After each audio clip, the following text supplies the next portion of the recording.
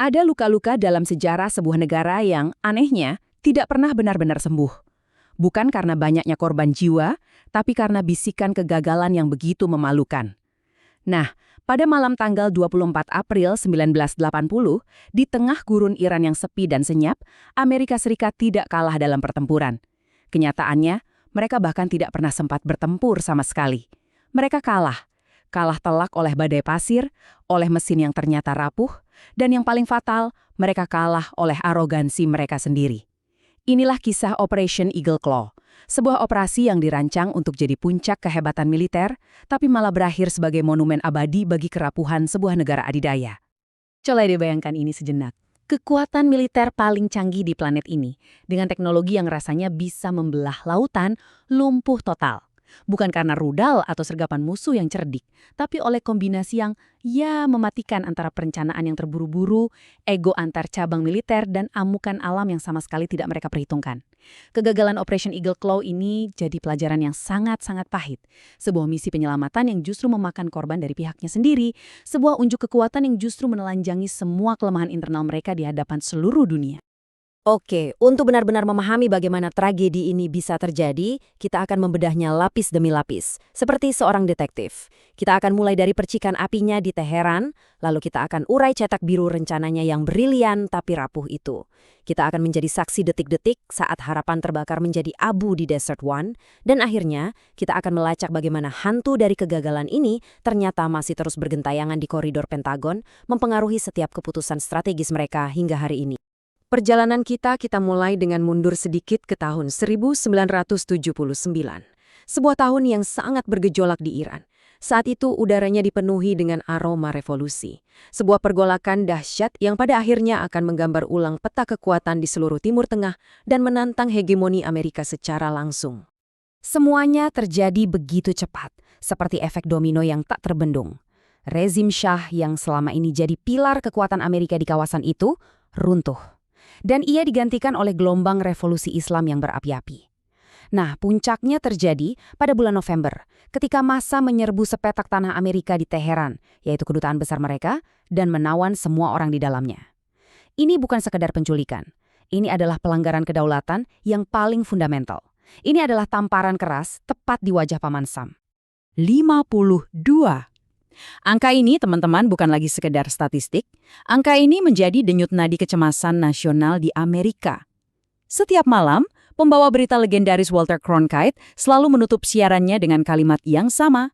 Dan begitulah adanya hari kesekian Amerika disandara. Ini adalah sebuah drama penyanderaan yang disiarkan 24 jam non-stop. Sebuah penghinaan harian yang terus menggerogoti citra diri sebuah bangsa yang terbiasa menang. Sementara itu, di Gedung Putih, Presiden Jimmy Carter terjebak dalam dilema yang mustahil. Diplomasi macet total, sanksi ekonomi nggak mempan, setiap hari berlalu ia terlihat semakin lemah di mata publik.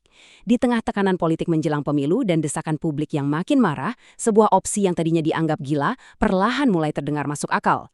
Sebuah serangan kilat, sebuah pertaruhan besar untuk merebut kembali para sandera, dan, yang mungkin lebih penting, merebut kembali kehormatan bangsa yang sedang terkoyak. Maka lahirlah Operation Eagle Claw.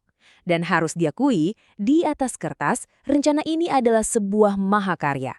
Audacious, kompleks, sebuah simfoni militer yang melibatkan berbagai matra angkatan bersenjata. Dirancang untuk menusuk langsung ke jantung musuh tanpa terdeteksi sama sekali.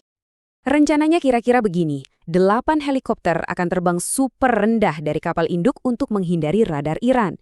Lalu, pesawat kargo C-130 yang membawa pasukan elit Delta Force akan mendarat dan bertemu mereka di sebuah lokasi terpencil bernama Desert One. Dari sana, mereka akan menyerbu kedutaan, membebaskan sandera, dan kabur menuju kebebasan.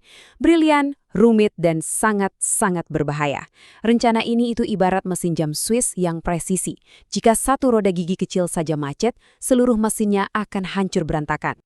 Tapi, di balik semua kecemerlangan teknis itu, tersembunyi sebuah bom waktu. Sebuah cacat bawaan yang fatal yang sebenarnya sudah ada jauh sebelum mesin helikopter pertama dinyalakan. Pertanyaannya, apa itu? Nah, ini dia dosa asal dari Operation Eagle Claw. Di atas kertas, ini adalah operasi gabungan. Tapi kenyataannya, Angkatan Darat, Laut, dan Udara masing-masing dengan ego, budaya, dan doktrinnya sendiri, bekerja dalam gelembung yang terpisah. Komando terfragmentasi, komunikasi tersendat-sendat, dan yang paling fatal dari semuanya, mereka tidak pernah sekalipun melakukan latihan skala penuh untuk misi serumit ini. Jadi, mereka itu bukan tim. Mereka adalah kumpulan solois hebat yang dipaksa memainkan sebuah simfoni yang rumit tanpa pernah berlatih bersama. Dan disinilah, di tengah kegelapan gurun Iran yang pekat, rencana yang kelihatan sempurna di atas kertas itu bertabrakan langsung dengan realitas yang brutal.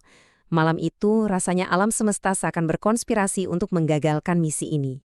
Jadi, saat ke-8 helikopter itu memasuki wilayah udara Iran di bawah selubung kegelapan, mereka disambut oleh musuh yang tidak ada dalam laporan intelijen manapun, sebuah habub. Bayangkan sebuah dinding debu setinggi ratusan meter yang melaju dengan kecepatan tinggi, menelan semua jarak pandang, mengacaukan instrumen, dan membuat pilot-pilot terbaik di dunia pun terbang buta. Satu helikopter menyerah pada badai dan balik kanan, satu lagi tersesat. Akhirnya, cuma 6 yang berhasil tertatih-tatih sampai di Desert One. Dan di sana, kabar buruk datang lagi. Satu helikopter lagi ternyata lumpuh karena kegagalan sistem hidraulik. Matematikanya brutal dan tidak bisa ditawar. Rencana awal membutuhkan minimal 6 helikopter yang berfungsi untuk bisa lanjut. Mereka sekarang cuma punya 5. Misi tidak bisa dilanjutkan. Setelah komunikasi yang sangat tegang dengan Gedung Putih, perintah itu akhirnya datang. Batalkan. Tarik mundur. Bagi para prajurit Delta Force di lapangan, ini adalah pukulan telak. Mereka sudah berlatih berbulan-bulan, siap mempertaruhkan nyawa, dan sekarang mereka harus pulang dengan tangan hampa. Tapi mereka belum tahu bahwa mimpi buruk yang sebenarnya baru akan dimulai. Di tengah kegelapan total, debu masih berputar-putar karena baling-baling. Para kru sudah kelelahan luar biasa. Adrenalin bercampur dengan kebingungan. Salah satu helikopter mencoba lepas landas, bermanuver di ruang yang sempit. Tiba-tiba, sebuah sentakan. Baling-balingnya menghantam badan pesawat C-130 yang penuh dengan bahan bakar. Dalam sepersekian detik, gurun yang tadinya sunyi meledak menjadi neraka. Bola api raksasa menerangi malam. 8 prajurit Amerika tewas seketika. Misi penyelamatan telah berubah menjadi misi pemakaman. Keesokan paginya, dunia melihat apa yang ditinggalkan Amerika di gurun itu. Bangkai-bangkai pesawat yang hangus, dokumen-dokumen rahasia yang berserakan, dan martabat sebuah negara adidaya yang ikut terbakar habis. Bagi rezim Ayatollah di Iran, ini adalah keajaiban, bukti campur tangan ilahi melawan setan besar. Bagi sekutu dan musuh Amerika di seluruh dunia, gambaran itu menjadi simbol yang tak terbantahkan. Sang raksasa ternyata bisa terluka, bahkan bisa melukai dirinya sendiri dengan sangat parah. Di Amerika sendiri, dampaknya begitu dalam dan luas. Kegagalan sistemik militer mereka terungkap dengan sangat jelas. Kredibilitas politik Presiden Carter hancur lebur, yang pada akhirnya ikut berkontribusi pada kekalahannya dalam pemilu berikutnya. Namun, dari abu kegagalan ini, lahir sebuah reformasi besar-besaran.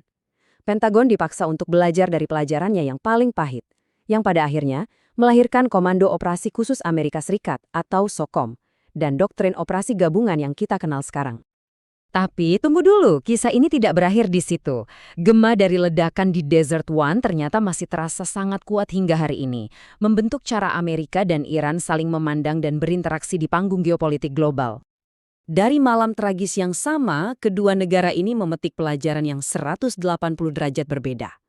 Amerika belajar untuk tidak akan pernah lagi meremehkan apa yang disebut gesekan perang dan pentingnya operasi gabungan yang sesungguhnya. Mereka menanamkan keraguan yang sangat mendalam terhadap ide invasi darat ke Iran. Sebaliknya, Iran justru meraih kemenangan psikologis yang tak ternilai. Mereka belajar bahwa sebuah negara adidaya tidak perlu dilawan dengan tank dan pesawat, tapi bisa dikalahkan dengan kesabaran, pemanfaatan medan, dan taktik perang asimetris. Kita bisa melihat jejaknya dengan sangat jelas. Strategi Amerika terhadap Iran itu secara fundamental bergeser setelah tahun 1980. Opsi untuk melakukan invasi darat besar-besaran hampir sepenuhnya hilang dari meja perundingan. Sebagai gantinya, Amerika beralih ke senjata lain, sanksi ekonomi yang melumpuhkan, serangan presisi menggunakan drone dan rudal, serta perang bayangan melalui operasi rahasia dan pasukan proksi. Nah, inilah warisan terbesarnya. Hingga hari ini, setiap kali seorang jenderal di Pentagon atau seorang presiden di ruang situasi Gedung Putih membahas opsi militer terhadap Iran, hantu Eagle Claw itu selalu hadir di meja itu. Bukan cuma sebagai studi kasus kegagalan taktis, tapi sebagai sebuah trauma psikologis. Ingatan akan gurun yang tak kenal ampun, helikopter yang berjatuhan, dan api yang membakar wibawa bangsa menjadi rem yang sangat kuat. Sebuah pengingat abadi bahwa Iran adalah teka-teki militer yang sangat berbahaya. Pada akhirnya, Operation Eagle Claw meninggalkan kita dengan sebuah pertanyaan abadi.